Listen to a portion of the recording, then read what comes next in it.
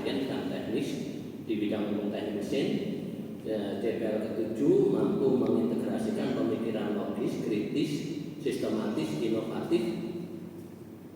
CPL ke-8 menerapkan prinsip rekayasa berbasis matematika dan sains. CPL 9 itu melakukan penelitian masalah keteknikan berbasis literasi data dan kaidah metode algoritma.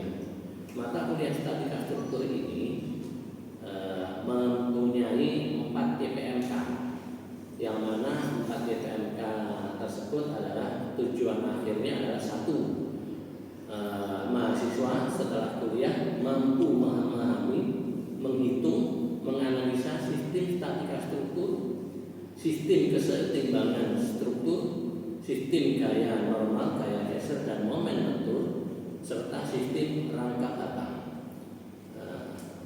Terus sebagai materi dari mata kuliah statika struktur ini ada 6 materi besar, yaitu yang pertama tentang hukum-hukum alam, merupakan seperti hukum Newton, hukum gravitasi, gaya, momen, yang dianalisis sebagai vektor. Yang kedua, keseimbangan statik partikel pada benda kaku baik dalam tinjauan bidang maupun ruang.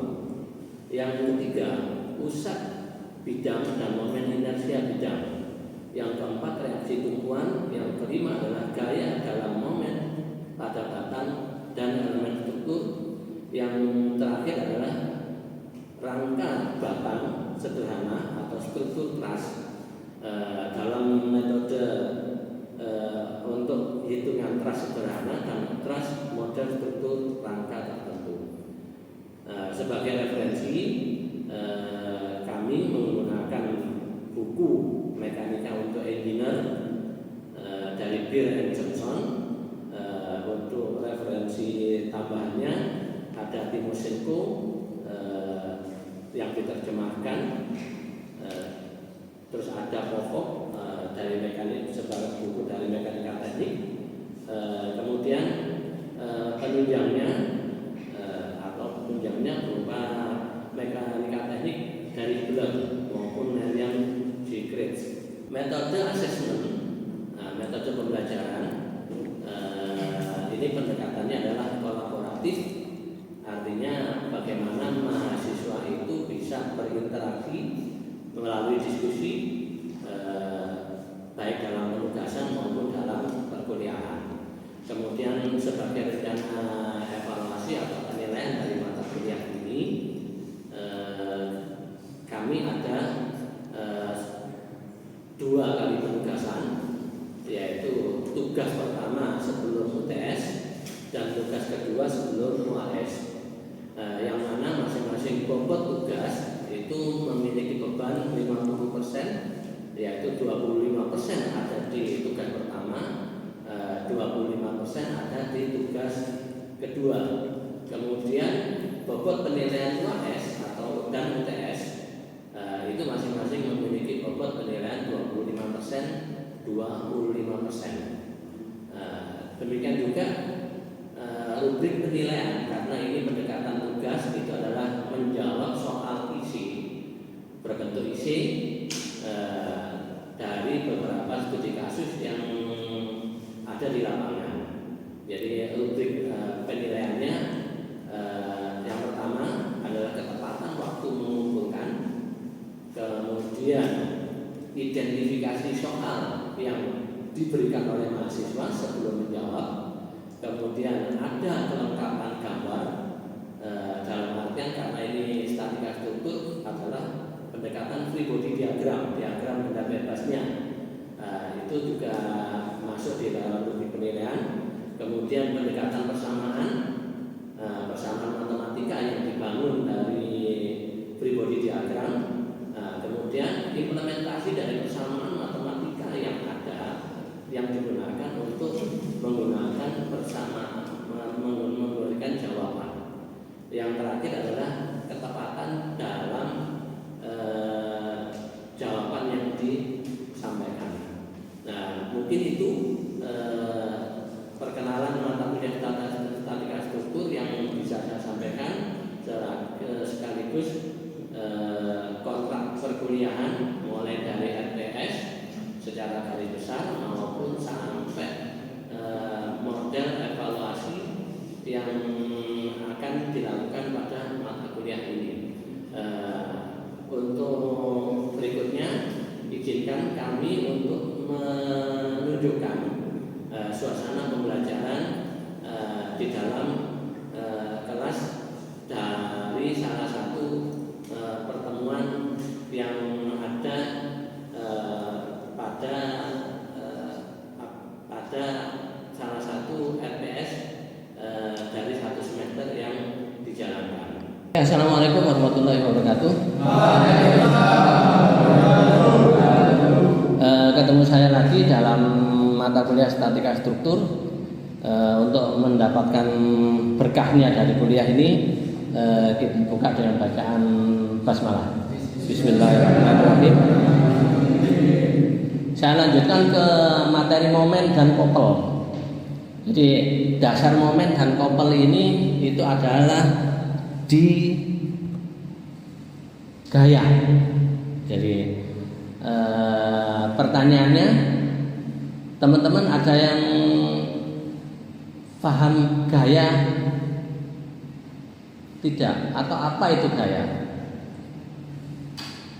Ada yang berani menjawab? Silakan. Sesuatu yang dapat memindahkan. Oke, ada yang menambahkan selain sesuatu yang dapat memindahkan benda? Oke.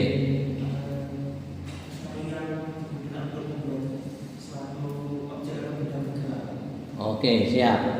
Nah, kenapa gaya bisa memindahkan suatu benda dari titik satu ke titik yang lain? Nah, itu karena bisa jadi dia timbul karena adanya momen.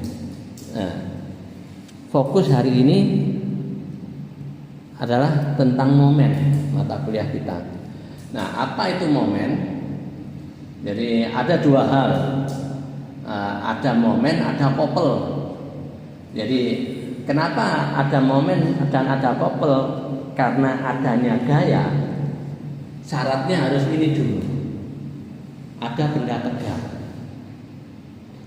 Nah, benda tegar itu adalah sesuatu yang mempunyai kekakuan. Itu benda tegar. Jadi sesuatu yang mempunyai kekakuan atau elemen yang tidak berubah bentuk. Nah, itu penjelasan dari benda tegar. Nah, sekarang untuk membedakan kopel dan momen. Jadi kalau momen ini adalah batang, saya berikan gaya di sini, maka ini adalah momen. Tapi kalau ini adalah batang, kemudian di sini ada gaya, di sini ada gaya, ini yang namanya kopel. Jadi ini F1 arahnya ke bawah, F2 arahnya ke atas. Maka ini namanya adalah kopel. Terus kemudian kalau yang saya sebutkan pertama adalah momen. Nah, momen di sini artinya adalah kecenderungan sebuah gaya untuk memutar benda terhadap sumbu tertentu. Ini sebagai contoh, ada sebuah piringan, sumbunya di titik 0. Nah, kemudian dia punya R atau radius tertentu, yang mana radiusnya ini berupa ada bekerja gaya F. Maka piringan ini punya potensi berputar sesuai dengan arah panah M ini. Artinya apa? Kasus B, kasus yang digambar ini, piringan ini, itu adalah perkalian antara F dengan jarak diameternya atau jarak R-nya atau jarak antar gayanya. Itu adalah prinsip momen. Nah, kemudian tadi ada hukum alam. Salah satu hukum alam yang dipakai untuk penyelesaian momen atau kopel adalah teorema Varignon.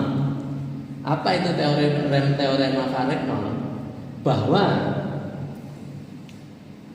momen sebuah gaya terhadap setiap sumbu itu sama dengan jumlah momen komponen arah X dan arah Y.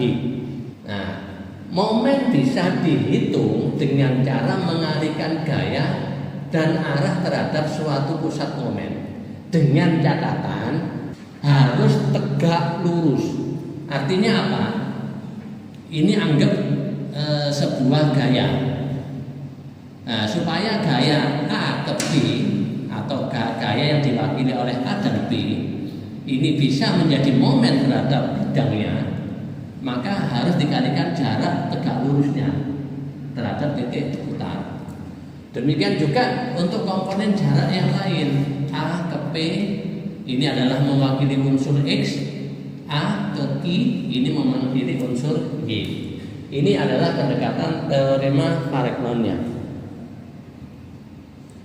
Kemudian terkait dengan couple, nah couple itu adalah penjumlahan momen dari couple M tidak bergantung pada pemilihan A. Artinya apa? Jadi jarak yang di sini A ini mau di sini, mau di sini, mau di sini, mau di sini, selama dia mengeluarkan D jarak yang berseberangan, berlawanan arah, maka couple ini muncul. Yang dimaksud tidak bergantung pemilihan A, itu posisi sumbunya ini. Sehingga diilustrasikan kalau ini ada benda dengan setengah kubus, di sini ada F1, F2, terus di sini ada min F1, min F2. Nah, ingat ya, min itu bukan berarti nilai gayanya negatif, arahnya. Nah, yang di atas ini menimbulkan momen satu berputar ke sini, ke searah jarum jam ini. Yang di sini menimbulkan momen ke arah permukaannya. Nah, ini yang dinamakan dengan couple. Artinya apa? Kalau melihat ilustrasi ini, semua benda itu punya potensi terkena momen. Nah, kenapa momen ini menjadi atau couple menjadi hal yang paling yang dianalisis di bidang kita? Karena ini yang bersifat merusak. Bersifat kalau tidak diprediksi, tidak bisa diprediksi, itu akan bersifat merusak terhadap komponen mesin. Nah, sama seperti vektor yang lain ya. Maka yang namanya vektor pasti bisa dijumlahkan, dikalikan, dikurangkan. Artinya bisa berlaku pendekatan matematis. Nah, karena tadi sudah disinggung, couple atau momen itu adalah vektor. Artinya bisa berlaku persamaan matematis. Entah itu dijumlahkan atau hubungan matematis ya. Entah itu dijumlahkan, ditambah, dikurang atau dikali. Nah, contoh ini penjumlahan. Jadi kalau ada S dan P, arahnya S dan P, terus ini S aksen, P aksen, ada S dan P yang tidak pakai aksen. Sisi kiri ini bisa dijumlahkan menjadi P saja. Ini P aksen, S aksen, ini menjadi satu garis. Yang tadinya dua garis menjadi satu garis. Di sini pun dua garis menjadi satu garis. Ini adalah ilustrasi penjumlahan couple. Sampai sini bingung nggak? Antara kanan saya dengan kiri. Enggak, masih jelas ya? Oke. Kalau bingung sampaikan. Nah, supaya tidak supaya lebih jelas, ini ada contoh. Jadi sebuah gaya bekerja pada TTA dengan arah kemiringan 60 derajat. Padahal TTA sendiri itu punya jarak vertikal 160 dan 200 jarak horizontalnya ini 160. Nah, langkah pertama yang tidak boleh dihindari di ilmu statika struktur itu adalah membuat free body diagram. Nah, gaya yang 800 Newton itu harus dikonversikan ke arah X dan Y. Kenapa ke arah X dan Y? Ada yang bisa jawab? Kenapa 800 Newton harus dikonversi dulu di free body diagramnya ke arah Y dan X?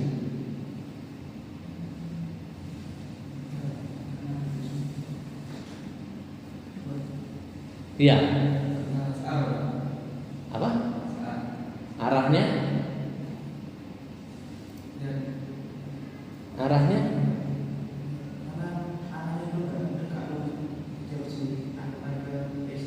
Nama lain tidak tegak lurus, miring. Nama lain tidak tegak lurus, miring. Atau membentuk sudut tertentu. Ya. Nah, itu harus diilustrasikan sumbu X dan Y-nya. Sehingga apa?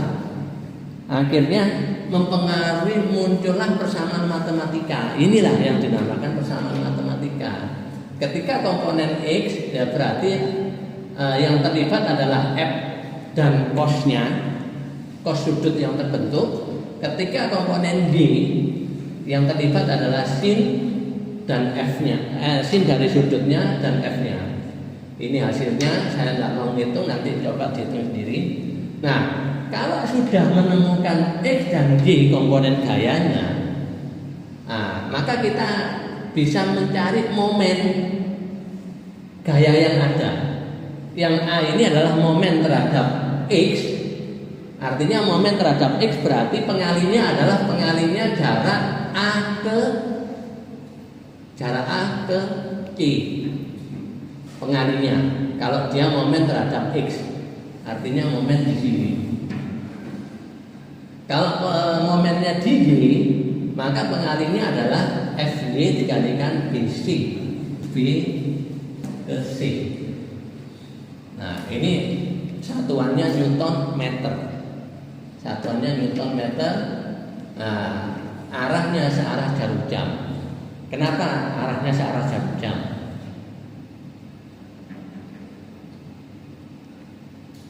Lihat arah panah. Arah panahnya kemana? Gini kan? Nah, artinya ini arahnya mau searah jarum jam atau tidak, bergantung panah gaya yang di atas. Soal yang kedua, ini ada benda miring. Ini ilustrasinya. Nah, bagaimana kalau ini diberikan gaya miring lagi? Kita tidak usah memusingkan sumbu X-nya. Anggap aja sumbu X-nya itu ikut sumbu batang. Itu sebagai X-nya. Nah, kemudian karena ini sebagai sumbu batang, otomatis titik horizontal ini kan bisa ditahui. Ini X-nya, ini sumbunya. Nah, sumbu ini kemiringannya berapa? Baru ditambah dengan kemiringannya yang 20 itu. Nah, sehingga kalau untuk mencari nilai momen ke 0 dan momen di titik 0 ini ya, ini yang disebabkan oleh gaya Q, maka Q dicari dulu, gaya yang bekerja di sini. Nah, kenapa pakai 20?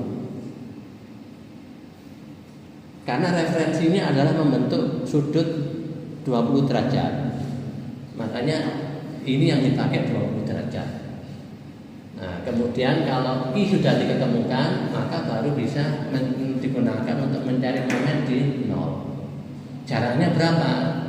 jaraknya 3 masuk, yang di sini masuk. Nah ini akan mendapatkan angka Newton meter lagi. Contoh terakhir. Nah ini yang suka main-main di mesin toh. Ini apa? Ini loh komponen apa?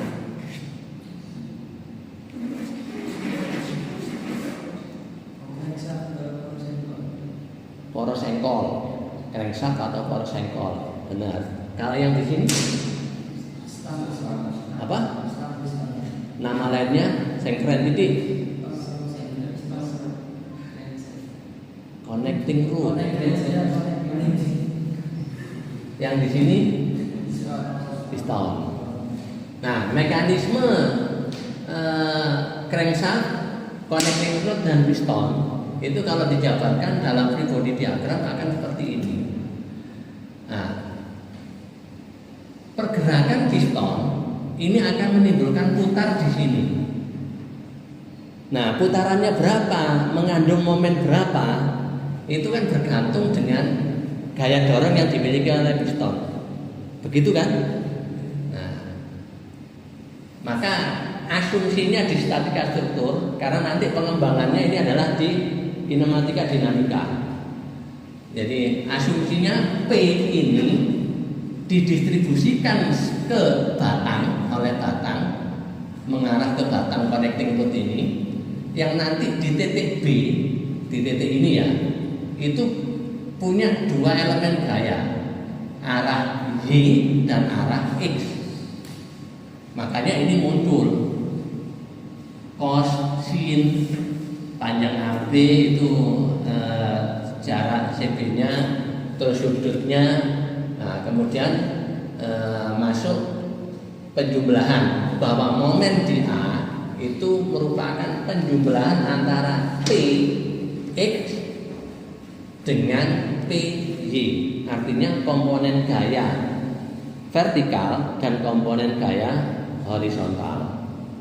Nah, ini yang untuk di mekanisme piston. Artinya apa? Kalau ada Anda menganalisis piston nggak lengkap, artinya X-nya hilang, Y-nya hilang, boleh apa tidak? Boleh apa tidak? Nggak bisa kan? Nggak bisa. Nah, karena ini komponennya adalah miring. Terus ini juga sering kita temui. Jadi ini sering kita temui. Ini handle, iya enggak? Bisa rumah, bisa perkakas, tool dan lain sebagainya. Tapi bagaimana handle yang punya panjang 8 inci, 3 inci, terus ada pegangan A, ini bisa menggerakkan sesuatu, kan begitu? Nah, ilustrasinya di sini. Arah bidangnya tetap sama di Z. Ini representasi dari momen yang ditimbulkan di arah ini.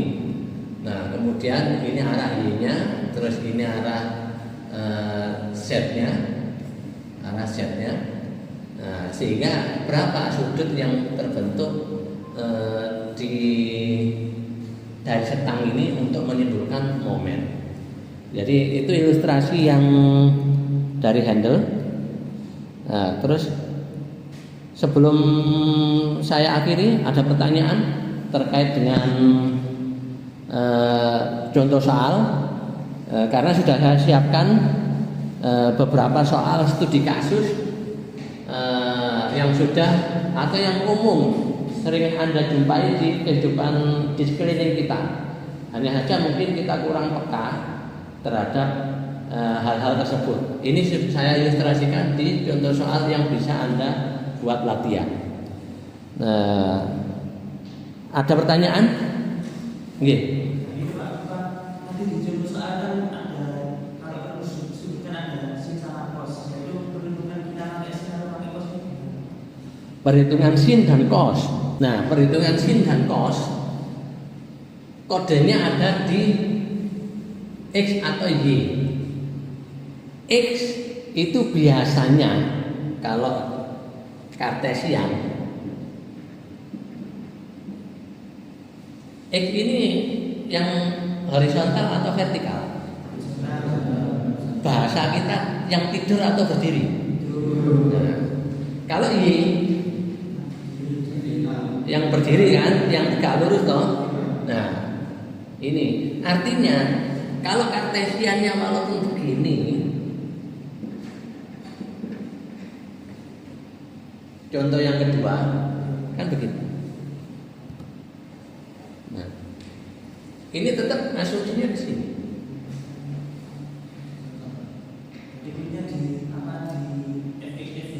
Ya, kuncinya di fx fy-nya. Artinya bagaimana kita mengingat bahwa itu milihnya X atau Y? Ya sudah, dia yang tidur posisi horizontal atau posisi vertikal, itu aja. Ada lain lagi pertanyaan? Ada pertanyaan? Mungkin materi hari ini saya cukupkan untuk bahan belajar mandiri teman-teman mahasiswa. Silakan dicoba soal itu slide terakhir, slide 12-13. Ya, slide terakhir itu ada 3 atau 4 soal. Silakan dicoba secara mandiri boleh, secara diskusi dengan teman-temannya juga boleh. Nah, materi lengkap dari materi lengkap hari ini itu bisa Anda browsing lewat Mariam JL Krits, Imade Kahtiawan maupun Wibowo D. Suprihanto. Jadi materi hari ini saya sarikan dari beberapa referensi yang ada. Kalau tidak ada pertanyaan, bisakah kuliah hari ini kita cukupkan? Oke, nah, terima kasih atas perhatiannya teman-teman mahasiswa. Kita tutup dengan bacaan hamdalah. Kurang lebihnya saya mohon maaf. Saya akhiri. Wassalamualaikum warahmatullahi wabarakatuh.